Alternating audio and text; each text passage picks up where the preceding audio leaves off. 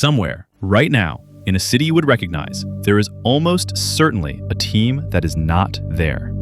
On March 23, 1997, a secret presidential decree quietly brought something into existence. No press release, no parliamentary debate, no official acknowledgement of any kind. Within a year, roughly 200 to 300 operators were training under Russia's Foreign Intelligence Service, the SVR, the organization that does what the CIA does, only with considerably less congressional oversight and considerably more patience for ambiguity. Their name means barrier or screen in Russian. That is not a coincidence. A screen hides what is behind it. Zaslon sits outside the conventional military chain of command entirely.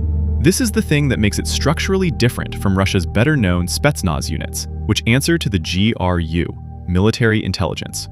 Zaslon answers to the SVR. That means when something goes wrong, no general has to explain himself.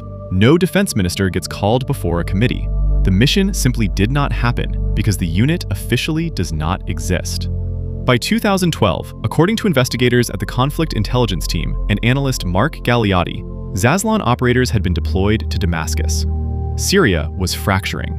The Assad government was in genuine danger of collapse. Russia had a problem. Decades of sensitive intelligence documents, active informant networks, and diplomatic leverage were sitting inside a country that might be overrun within weeks. Zaslon's mandate was twofold: keep key Syrian officials alive long enough to matter, and ensure that if the regime fell, not a single page of Russian intelligence survived to be captured. Protection and destruction simultaneously. Neither function is a military mission in any conventional sense. Both require deniability as a hard operational requirement. The unit was never there. It still isn't, officially. The British version of this problem has a more accidental origin story.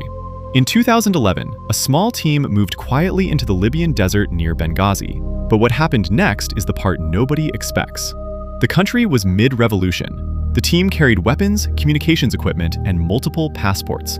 Different names, different nationalities, different identities. They were captured by the very rebels Britain was publicly supporting. Embarrassing is one word for it. The UK government scrambled. Officials acknowledged an SIS team had been in the area on a liaison mission. They did not explain the forged documents. They did not explain why a liaison team needed that particular weapons loadout. They did not name the soldiers accompanying the MI6 officers. For years, the unit those soldiers belonged to had no official designation anyone would confirm.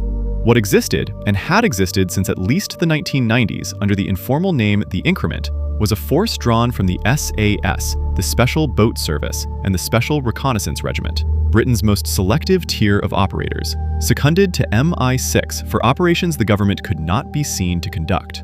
They work in plain clothes. They carry civilian cover. They handle intelligence assets in environments where a uniformed soldier would be a diplomatic catastrophe. The gap between what a spy can physically do and what a special forces soldier can physically do, E Squadron fills that gap. The next units get stranger, so subscribe and keep going, because the most unsettling design is still ahead. The official designation only surfaced by accident in 2021, when a leaked Ministry of Defense email, a mundane internal spreadsheet of personnel promotions, contained two words that should not have been there: 22 SAS E Squadron. A clerical error confirmed what a decade of official denials had refused to. The unit exists. It has a name. The government still does not discuss it. The spreadsheet remains the most candid thing Whitehall has ever said on the subject. Israel does not confirm targeted killings. Israel does not deny them either. But what it maintains at the operational core of Mossad is the part that changes everything. What Israel does is maintain, at the operational core of its Mossad, a subunit so compartmentalized that it sits isolated even from most standard Mossad personnel. Kidon, Hebrew for bayonet, emerged in its current form in the mid-1970s, reorganized from an earlier structure. Estimated size, somewhere between 38 and 50 operators. That number includes women, which is not incidental. Female operators provide cover configurations that an all-male team cannot. According to former Mossad case officer Viktor Ostrowski, Kidon is structured in named, functional squads. The team designated Aleph carries out the direct action. Bet handles close protection. Het manages cover and logistics, the false identities, the safe houses, the cars that are never traced. Ayin runs surveillance and maps the escape routes before anyone else arrives. Kof handles communications. Each squad knows its function. None of them necessarily knows the full picture of the operation they are inside. This architecture is deliberate. Compartmentalization means that if any single element is compromised, the damage stops there. The person who booked the hotel room does not know what happened in room 412. The person who mapped the escape route was gone before anything occurred.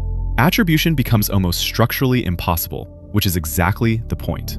Kidon does not just conduct operations. It is engineered at a design level to make those operations untraceable back to a state. That engineering has consequences that extend far beyond any individual mission. It establishes a precedent that a democratic government can maintain a permanent assassination capability, legally unacknowledged, operating below any threshold that domestic law or international convention clearly addresses. That is not a secret weapon. It is a secret institution. The distinction matters. Japan presents a different case because Japan's post-war constitution is explicit, but what it built anyway is the part that almost no one reports. And what happened next is the part nobody expects. Article 9 renounces war as a sovereign right and prohibits maintaining war potential. Japan's self-defense forces exist in a permanent legal gray zone by design. So when a nation that cannot officially have an offensive military capability nonetheless needs one, what does it build? What has been reported, carefully by Japanese security analysts and in limited parliamentary questioning, is the existence of a highly classified intelligence gathering and direct action capability within the Defense Intelligence Headquarters, established in the late 1990s and early 2000s, as Japan's threat environment shifted. The unit is not publicly named with a single agreed designation, which is itself informative.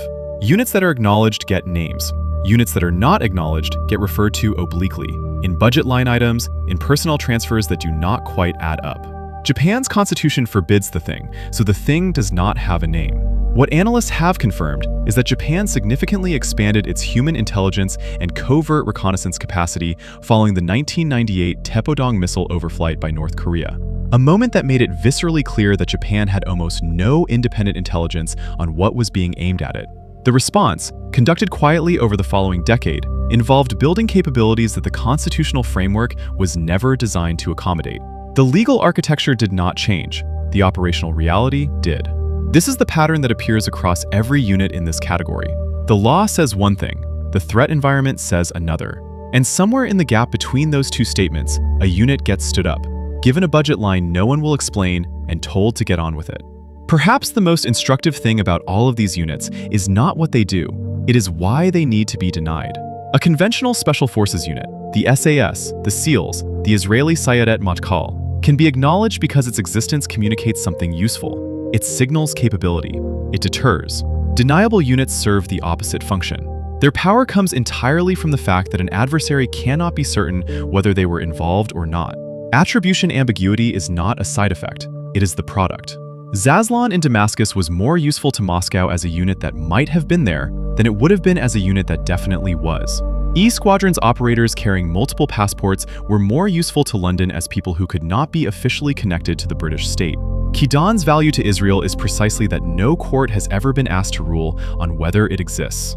These are not rogue capabilities that slipped through institutional cracks. They are deliberate architectural choices made by governments that understood, quite clearly, that some things cannot survive being seen. Every democracy on this list has oversight mechanisms, parliamentary committees, inspector generals, judicial review. Those mechanisms were not extended to cover these units. That was not an oversight, it was the design. And the design works, right up until a spreadsheet gets emailed to the wrong person, or a team gets captured by the rebels they were sent to assist, at which point the government discovers a previously unknown talent for saying nothing at considerable length. The units that almost no one knows exist are not secrets because the information is hard to find. They are secrets because every institution around them has decided, collectively and continuously, that knowing is more dangerous than not knowing.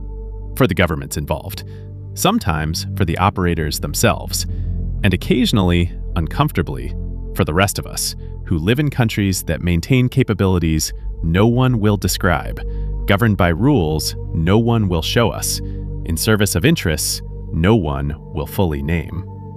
Somewhere right now, in a city you would recognize, there is almost certainly a team that is not there.